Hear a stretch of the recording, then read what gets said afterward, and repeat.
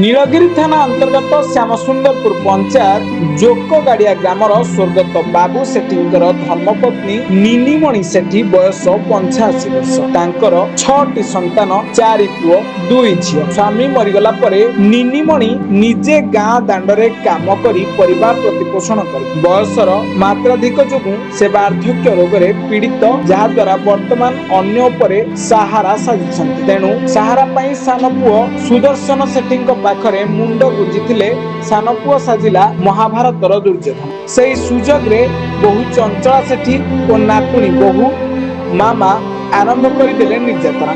जो पुओ को कोड़ई काखई बड़ करथिले सेही पुओ पुणी सहारा देवा बदल रे देउतिला शारीरिक मानसिक निर्यातना जीवन प्रति विपद रहितवा जोगु झियो अन्नपूर्णा सेठींक घरे सहारा नेउछंती 85 वर्षर वृद्धा चोरी करि नैथिबा निनिमणिंकर मूल्यवान जिनिसपत्र एवं भत्ता बही फेराइबा पई पुलिस रो सहारा नेइछंती निनिमणि जीवन प्रति विपद रहितवा जोगु केते दौड़िबे प्रशासन तरफरु तांको न्याय देबाको साधारण रे दाबी करिछंती बालेश्वर जिल्लारू देवाशीष दासଙ୍କ रिपोर्ट ब्लैकेट न्यूज ओडिया।